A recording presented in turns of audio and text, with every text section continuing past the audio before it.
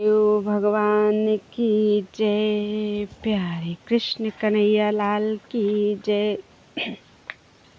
श्वेताश्वतर उपनिषद अध्याय 1 चल रहा है, अभी पूरा नहीं हुआ है। कल तक जहाँ हुआ था उसके आगे। इस प्रकार मैंने तुम्हारे प्रति परमार्थ का निरूपण किया। बस एक ज्ञान ही सत्य है और सब मिथ्या है। उसके सिवा यह जो व्यवहारिक सत्य है उस त्रिभुवन के विषय में भी वर्णन कर दिया। कर्म अविद्याजनित है और वह सभी जीवों में विद्यमान है, किंतु आत्मा शुद्ध, निर्विकार, शांत, निर्गुण और प्रकृति से अतीत है। संपूर्ण प्राणियों में विद्यमान उस एक आत्मा के वृद्धि और क्षय नहीं होते।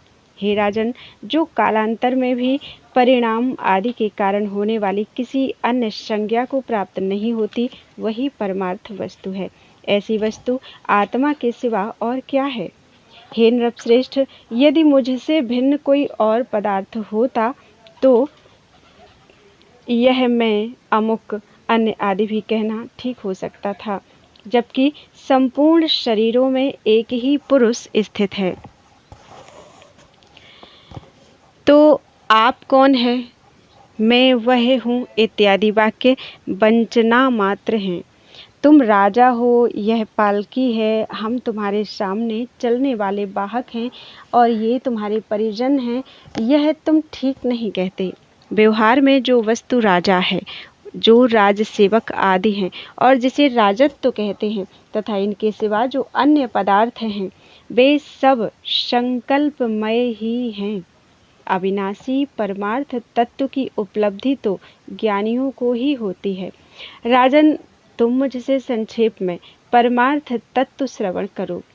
सर्वव्यापी, सर्वत्र समभाव से स्थित, शुद्ध, निर्गुण, प्रकृति से अतीत, जन्म और वृद्धि आदि से रहित, सर्वगत एवं अविनाशी आत्मा एक है। वह परम ज्ञानमय है। हे राजन, उस प्रभु का वास्तविक नाम एवं जाति आदि से संयोग ना तो है, ना हुआ है और ना कभी होगा ही। उसका अपने और दूसरों के देहों के साथ एक ही संयोग है। इस प्रकार का जो विशेष ज्ञान है वही परमार्थ है। द्वैतवादी तो अपरमार्थदर्शी हैं। हे विद्वान, इस प्रकार यह सारा जगत वासुदेव संज्ञक परमात्मा का एक अभिन्न स्वरूप ही है। गुरुवर ऋभु के इस उपदेश से निदाघ भी अद्वैत परायण हो गया और तब वह समस्त प्राणियों को आत्मा के साथ अभेद रूप से देखने लगा तथा उसे ब्रह्म का साक्षात्कार भी हो गया। हे द्विज, इससे उसने उत्कृष्ट मोक्ष पद प्राप्त कर लिया। जिस प्रकार एक ही आकाश सफेद और नीले आदि भेद से विभिन्न प्रकार का दिखाई देता है, उसी प्रकार जिनकी दृष्टि भ्रमग्रस्त है उन लोगों को आत्मा एक होने पर भी पृथक पृथक दिखाई देता है। इस जगत में जो कुछ है वह सब एकमात्र श्री हरि ही है। उनसे भिन्न और कुछ भी नहीं है। वही मैं हूँ, वही तुम हो और यह सारा जगत भी आत्मस्वरूप श्री हरि ही है। तुम भेद भ्रम को छोड़ दो। उस अवधूत के ऐसा कहने पर उस सौवीर नरेश ने परमार्थ दृष्टि से संपन्न हो भेद बुद्धि छोड़ दी और उस ब्राह्मण ने भी पूर्व जन्म का स्मरण रहने से तत्व ज्ञान प्राप्त कर उसी जन्म में मोक्ष पद प्राप्त कर लिया। तथा लिंग पुराण में कहा है, तस्माद् ज्ञानमूलो हि संसारः सर्वदेहिनां परतन्त्रे स्वतन्त्रे च भेदाभावाद्विचारतः एकत्वमपि नास्त्येव द्वैतं तत्र कुतोऽस्त्यहो एकं नास्त्यथ मर्त्यं च कुतो मृत्समुद्भवः नान्तः प्रज्ञो बहिष्प्रज्ञो न चोभयत एव च न प्रज्ञानघनस्त्वेवं न प्रज्ञो प्रज्ञ एव सः विदिते नास्ति वेद्यं च निर्वाणं परमार्थतः अज्ञानतिमिरात् सर्वं नात्र कार्या विचारणा ज्ञानं च बन्धनं चैव मोक्षो नाप्यात्मनो द्विजाः न ह्येषा प्रकृतिर्जीवो विकृतिश्च विकारतः विकारो नैव मायेषा सदसद्व्यक्तिवर्जिता। अतः समस्त प्राणियों को यह संसार अज्ञान के ही कारण प्राप्त हुआ है, क्योंकि विचार करने पर स्वतंत्र परमात्मा और परतंत्र जीव में कोई भेद नहीं है। अहो, जब उसमें एकत्व भी नहीं है तो द्वैत कहाँ से हो सकता है। जब एक नहीं और कोई मर्त्य अर्थात मरण धर्मा भी नहीं तो मृत्यु कहाँ से हो सकती है। वह ना अंतः प्रज्ञ भीतर की जानने वाला है, न बहिष्प्रज्ञ बाहर की जानने वाला है, और न दोनों ओर की जानने वाला है, और ना प्रज्ञान घन है। इसीलिए वह ना प्रज्ञ अर्थात प्रकृष्ट ज्ञानवान है और न अप्रज्ञ अर्थात ज्ञानहीन ही है। ज्ञान हो जाने पर तो कोई ज्ञेय ही नहीं रहता। अतः परमार्थतः निर्वाण स्वरूप ही है। सब कुछ अज्ञान अंधकार के ही कारण है। इसमें किसी प्रकार का विचार करने की आवश्यकता नहीं है। हे द्विजगण, आत्मा का न ज्ञान होता है, न बंधन होता है और न मोक्ष ही होता है। जीव ना तो यह प्रकृति है, न विकृति है और न इनका विकार ही है, क्योंकि ये सब विकारी हैं। यह सब तो सत असत से विलक्षण माया ही है। तथा भगवान पराशर कहते हैं, इसी से विश्व उत्पन्न होता है और इसी में लीन हो जाता है।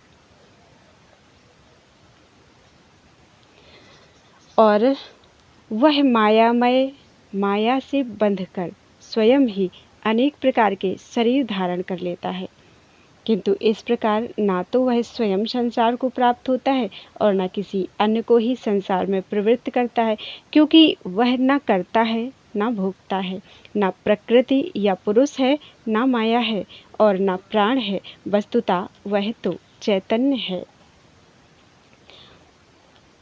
अस्माद्धिजायते विश्वमत्रैव प्रविलीयते समायी मायया बद्धः करोति विविधास्तनूः न चात्रैवं संसरति न च संसारयेत् परं न कर्ता नैव भोक्ता च न च प्रकृतिपुरुषौ न माया नैव च प्राणश्चैतन्यं परमार्थतः तस्माद् ज्ञानमूलो हि संसारः सर्वदेहिनां नित्यः सर्वगतो ह्यात्मा कूटस्थो दोषवर्जितः एकः स भिद्यते शक्त्या मायया न स्वभावतः तस्माद् अद्वैतमेवाहुः मुनयः परमार्थतः ज्ञानस्वरूपमेवाहुर्जगदेतद्विचक्षणाः अर्थस्वरूपम् अज्ञानात् पश्यन्त्यन्ये कुदृष्टयः कूटस्थो निर्गुणो व्यापी चैतन्यात्मा स्वभावतः दृश्यते ह्यर्थरूपेण पुरुषैर्भ्रान्तदृष्टिभिः यदा पश्यति चात्मानं केवलं परमार्थतः मायामात्रम् इदं द्वैतं तदा भवति निर्वृतः तस्माद् विज्ञानमेवास्ति न प्रपंचो न संसृतिः। अतः समस्त प्राणियों को अज्ञान के कारण ही संसार की प्राप्ति हुई है। आत्मा तो नित्य सर्वगत कूटस्थ और निर्दोष है। वह एक अपनी माया शक्ति के द्वारा ही भेद को प्राप्त होता है, स्वरूपतः नहीं। अतः मुनियों ने परमार्थतः अद्वैत ही बतलाया है। विद्वानों ने इस जगत को ज्ञान स्वरूप ही कहा है। जिनकी दृष्टि दूषित है वे अन्य लोग ही अज्ञान बस इसे परमार्थ स्वरूप समझते हैं। चैतन्य आत्मा तो स्वभावतः कूटस्थ, निर्गुण और सर्वव्यापक है। भ्रांतिदर्शी लोगों को ही वह पदार्थाकार प्रतीत होता है। जिस समय पुरुष आत्मा का परमार्थ रूप से साक्षात्कार करता है और इस द्वैत प्रपंच को माया मात्र समझता है, उसी समय उसे शांति प्राप्त होती है। अतः केवल विज्ञान ही है, प्रपंच या संसार नहीं है। इस प्रकार श्रुति आदि के द्वारा नामादि के कारणों का दिग्दर्शन कराने से तथा स्वरूपतः बाधित होने के कारण प्रपंच का मिथ्यात्व जाना जाता है। ब्रह्म स्थूलादि लक्षणों वाला है, अतः उससे विपरीत स्थूलाकार प्रपंच मिथ्या होना ही चाहिए। जिस प्रकार एक चंद्रमा का उससे विपरीत दूसरा आकार मिथ्या होता है, उसी प्रकार इसे समझना चाहिए। इसी प्रकार सूत्रकार भगवान व्यास ने भी न स्थान तोपि परस्यो भय लिंग सर्वत्र ही, अर्थात परब्रह्म उपाधि से भी सविशेष निर्विशेष उभय रूप नहीं हो सकता, क्योंकि सर्वत्र उसका निर्विशेष रूप से ही वर्णन है। इस सूत्र द्वारा स्वरूप से और उपाधि से भी ब्रह्म के सविशेष और निर्विशेष दो परस्पर विरुद्ध रूप संभव न होने के कारण ब्रह्म निर्विशेष ही है, ऐसा उपादान कर फिर न भेदादिति चेन्न प्रत्येक मतद्वचनात् न भेदादिति चेन्न प्रत्येक मतद्वचनात् इस सूत्र के न भेदात इस अंश द्वारा ऐसी आशंका करी कि इस सूत्र का अर्थ दिया है, यदि कहो ऐसा नहीं, क्योंकि चतुष्पाद ब्रह्म, षोडश कलम ब्रह्म इत्यादि रूप से प्रत्येक विद्या में उसका भेद रूप से वर्णन किया गया है।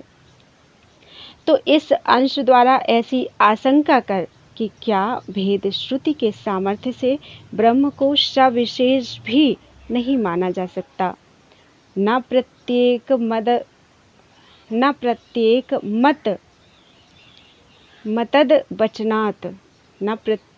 मतद वचनात् इस अंश से यह निश्चय किया है। इस अंश का अर्थ है तो ऐसा नहीं है, क्योंकि प्रत्येक औपाधिक भेद में अयमेव सा यो अयम आत्मा इत्यादि श्रुति के द्वारा उसका अभेद ही बतलाया गया है। तो इस अंश से यह निश्चय किया है कि उपाधि जनित भेद श्रुति से ही बाधित होने के कारण अभेद श्रुति के सामर्थ्य से सविशेष ब्रह्म का ग्रहण नहीं किया जा सकता, इसलिए वह निर्विशेष ही है। इसके पश्चात अपि चैव में के अर्थात अपितु किसी किसी शाखा वाले इस प्रकार ही अर्थात भेद की निंदा पूर्वक अभेद का ही प्रतिपादन करते हैं। इस सूत्र से यह निश्चय किया है कि कोई कोई शाखा वाले भेद दृष्टि की निंदा करते हुए अभेद का ही प्रतिपादन करते हैं। उनका कथन है कि यह मन से ही प्राप्त किया जा सकता है, यहाँ नाना कुछ नहीं है। यहाँ जो अनेकवत देखता है वह मृत्यु से मृत्यु को प्राप्त होता है। उसे एक रूप ही देखना चाहिए तथा भोक्ता, भोग्य और प्रेरक मानकर जिसे तीन प्रकार का कहा गया है वह सब ब्रह्म ही है। इत्यादि श्रुतियों से भोक्ता, भोग्य और प्रेरक रूप संपूर्ण प्रपंच एकमात्र ब्रह्म स्वरूप ही कहा गया है। इस प्रकार फिर भी निर्विशेष पक्ष की ही पुष्टि होने पर एक स्वरूप ब्रह्म का उभय रूप होना असंभव है।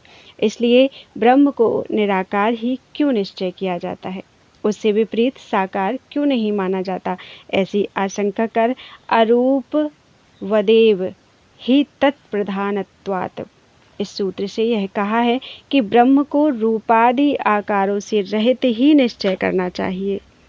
ब्रह्म रूप रहित ही है, क्योंकि प्रधानतया ब्रह्म का प्रतिपादन करने वाली अस्थूलम इत्यादि श्रुति निर्गुण प्रधान ही है। तो इस सूत्र से यह कहा है कि ब्रह्म को रूपादि आकारों से रहित ही निश्चय करना चाहिए। क्यों? इसलिए कि निर्विशेष वाक्य ही ब्रह्म का प्रधानतया प्रतिपादन करते हैं। यथा ब्रह्म न स्थूल है, न अणु है, न ह्रस्व है, न दीर्घ है। ब्रह्म शब्द स्पर्श और रूपहीन तथा अविनाशी है। आकाश संज्ञक ब्रह्म ही नाम रूप का निर्वाहक है। वे जिसके अंतर्गत हैं वह ब्रह्म है। वह ब्रह्म कारण कार्य से रहित तथा अंतर्बाह्य शून्य है। यह आत्मा सबका अनुभव करने वाला ब्रह्म है, यही वेद किया गया है। इत्यादि वाक्य प्रधानतया निष्प्रपंच ब्रह्मात्म तत्व के ही प्रतिपादक हैं, अर्थात उनका मुख्य तात्पर्य प्रपंच को चेतन से अभिन्न सिद्ध करने में ही है। अन्य जो कारण ब्रह्म विषयक वाक्य हैं उनका मुख्य तात्पर्य ब्रह्म तत्व के प्रतिपादन में नहीं है। किसी भी ज्ञातव्य वस्तु के संबंध में अतत् प्रधान वाक्यों की अपेक्षा तत्व प्रधान वाक्य ही बलवान होते हैं। अतत् प्रधान अर्थात जिन वाक्यों में ज्ञातव्य वस्तु की चर्चा तो रहती है पर उनका मुख्य तात्पर्य उस वस्तु के स्वरूप का प्रतिपादन करने में नहीं होता, वे अतत् प्रधान कहलाते हैं। और तत्प्रधान वाक्य का अर्थ है जो वाक्य मुख्यतया ज्ञातव्य वस्तु के तत्व का ही प्रतिपादन करने में तात्पर्य रखते हैं, वे तत्प्रधान कहे जाते हैं। अतः प्रधानतया ब्रह्म तत्व का प्रतिपादन करने वाली श्रुतियों से ज्ञात होने के कारण ब्रह्म को निर्विशेष ही मानना चाहिए, सविशेष नहीं। इस प्रकार निर्विशेष पक्ष का समर्थन करने पर, ऐसी आशंका होने पर फिर साकार ब्रह्म परा स्तुतियों की क्या गति होगी। प्रकाशवच्चावैथ्यात् प्रकाशवच्चावैर्थ्यात् इस सूत्र का अर्थ है भिन्न भिन्न उपाधियों में तदनुरूप आकार धारण करने वाले प्रकाश के समान उपाधि भेद से सविशेष ब्रह्म का प्रतिपादन करने वाली श्रुति भी व्यर्थ नहीं है। इस सूत्र से यह बतलाया है कि जल आदि उपाधियों के कारण प्रतीत होने वाले चंद्र सूर्य आदि के नानात्व के समान ब्रह्म का भी उपाधिकृत नानात्व रूप विद्यमान है। अतः उपासना के लिए औपाधिक आकारवान ब्रह्म के किसी आकार विशेष का उपदेश करने में भी कोई विरोध नहीं है। इस प्रकार नाना रूप ब्रह्म विषयक श्रुति वाक्य भी व्यर्थ नहीं है। इस तरह औपाधिक ब्रह्म विषयणी होने से भेद श्रुतियों की अव्यर्थता बतलाकर फिर भी यह दृढ़ करने के लिए कि ब्रह्म निर्विशेष ही है, उन्होंने आह का अर्थ है श्रुति ने ब्रह्म की चिन्ह मात्रता का प्रतिपादन किया है। आह च तन्मात्रम इस सूत्र की अवतारणा की है। इस सूत्र में जिस प्रकार नमक का डला बाहर भीतर से शून्य अर्थात बाहर भीतर एक समान केवल घनीभूत रस ही है, इसी प्रकार यह आत्मा बाहर भीतर के भेद से रहित सब का सब घनीभूत प्रज्ञान ही है।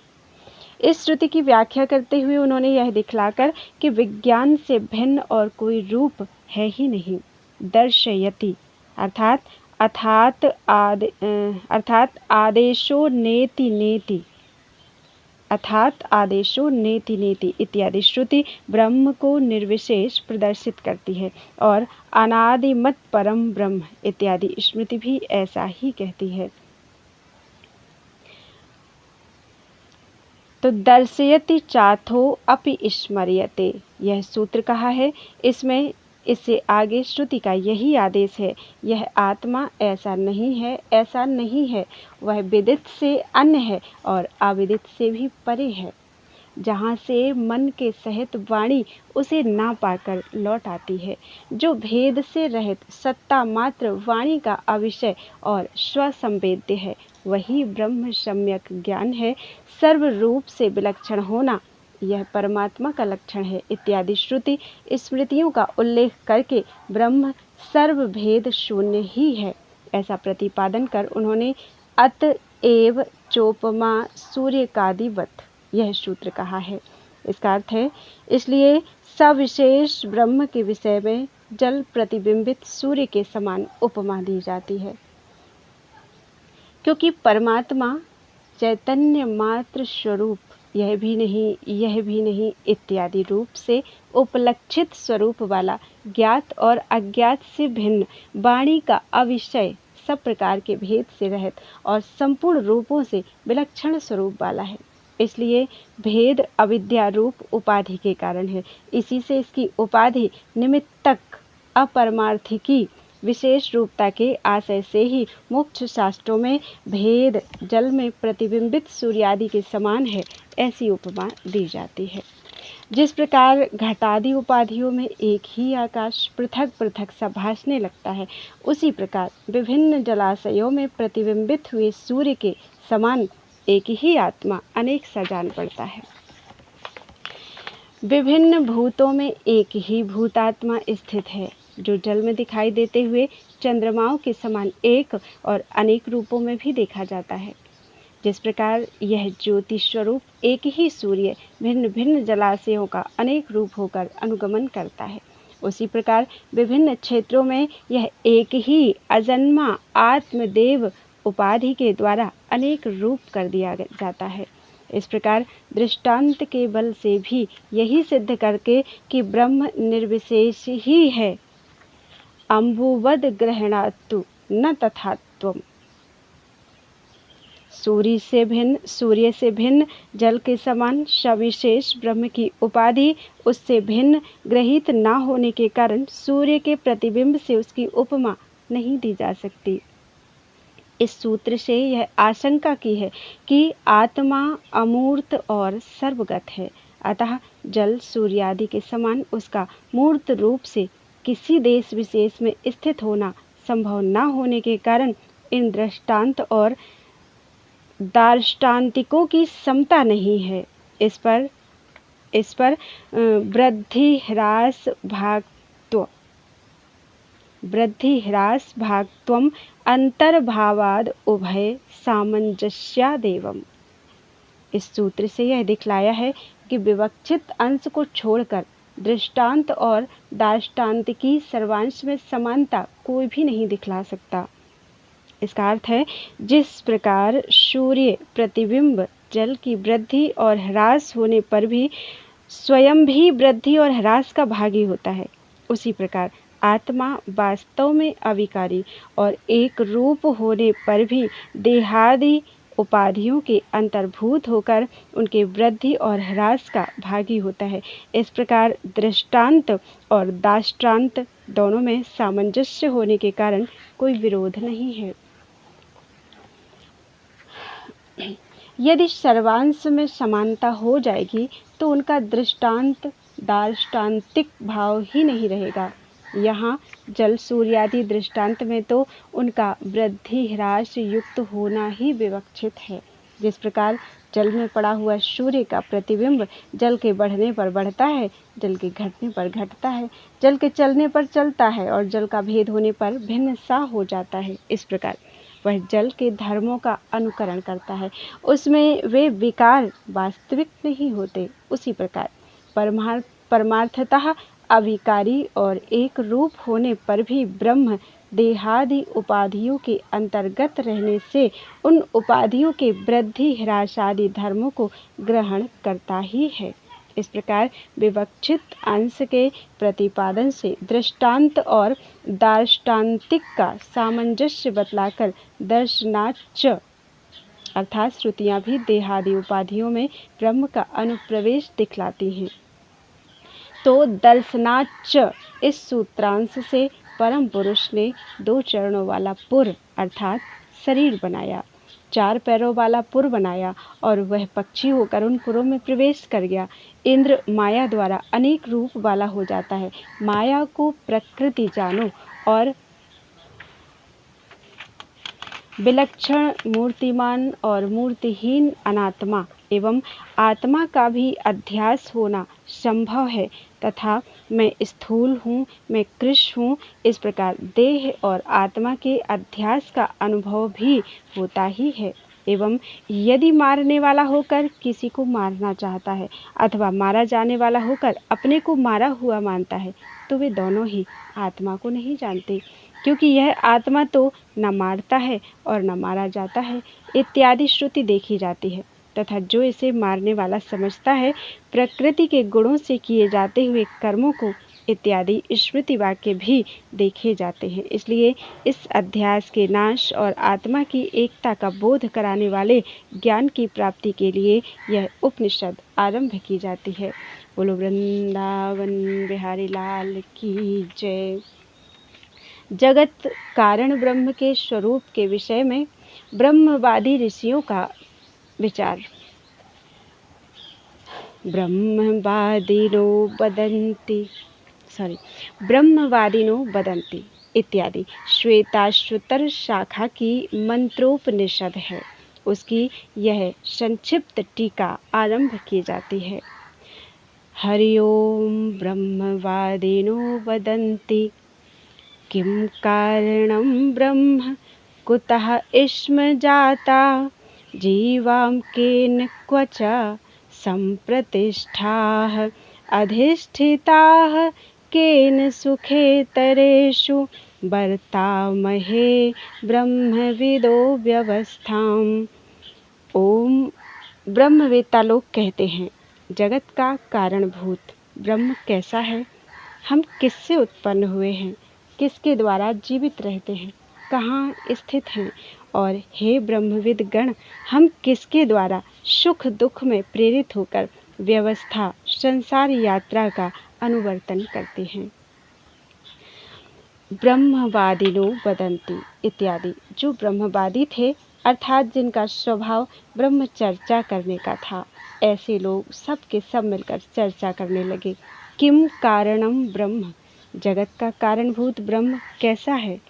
किम इत्यादि वाक्य से ब्रह्म के स्वरूप के विषय में प्रश्न किया गया है, अथवा इस जगत का कारण ब्रह्म है या कालः स्वभावः आदि वाक्य से आगे बताए जाने वाले काल आदि, अथवा ब्रह्म यदि कारण है तो वह उपादान आदि कारणों में से कौन सा कारण है, यानी स्वतः सिद्ध ब्रह्म क्या जगत का उपादान कारण है अथवा बढ़ा हुआ है तथा बढ़ाता है, इसलिए परब्रह्म कहा जाता है। इस प्रकार श्रुति द्वारा ही ब्रह्म शब्द की व्युत्पत्ति की जाने के कारण उसके निमित्त और उपादान दोनों ही प्रकार के कारण होने के विषय में ब्रह्म कौन कारण है, ऐसा यह प्रश्न है। तात्पर्य यह है कि क्या जगत का कारण ब्रह्म है अथवा कालादि, या ब्रह्म कारण ही नहीं है। यदि कारण है भी तो निमित्त कारण है या उपादान अथवा दोनों, और उसका लक्षण क्या है। आगे इस प्रकार जो परिहार कहा गया है उसके अनुसार उन सब विषयों का एक साथ अथवा अलग अलग प्रश्न में भी संग्रह कर लेना चाहिए, क्योंकि परिहार तो प्रश्न की अपेक्षा करके ही होता है। हम कहाँ से उत्पन्न हुए हैं, देह और इंद्रिय संपन्न हम लोगों की किससे उत्पत्ति हुई है, क्योंकि स्वरूप से तो जीवों के जन्मादि होने संभव है नहीं। ऐसी ही ये श्रुतियाँ भी हैं। यह मेधावी आत्मा ना उत्पन्न होता है ना मरता है, जीव से रहित होकर यह शरीर ही मरता है, जीव नहीं मरता।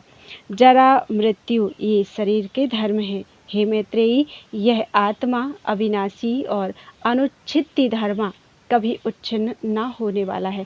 ऐसा ही स्मृति भी कहती है, वह अजन्मा शरीर ग्रहण करने से जन्म लेता है, ऐसा कहा जाता है। इसके सिवा एक प्रश्न यह है कि हम किसके द्वारा जीवित रहते हैं, अर्थात उत्पन्न होकर हम किसके द्वारा जीवन धारण करते हैं। इस प्रकार यह स्थिति विषयक प्रश्न है तथा कहाँ प्रतिष्ठित होते हैं, प्रलय काल में किसमें स्थित रहते हैं, और हे ब्रह्मविद गण, किसके द्वारा अधिष्ठित या अर्थात प्रेरित होकर सुखाशुख यानी सुख दुख में व्यवस्था अर्थात संसार यात्रा को वर्तते हैं। अर्थात हे ब्रह्मवेत्ताओं, हम किसके द्वारा प्रेरित होकर सुख दुख में व्यवस्था लोक यात्रा का अनुवर्तन करते हैं। इस प्रकार किम इत्यादि प्रश्न समूह जगत की उत्पत्ति, स्थिति, प्रलय और नियम के हेतु के विषय में है।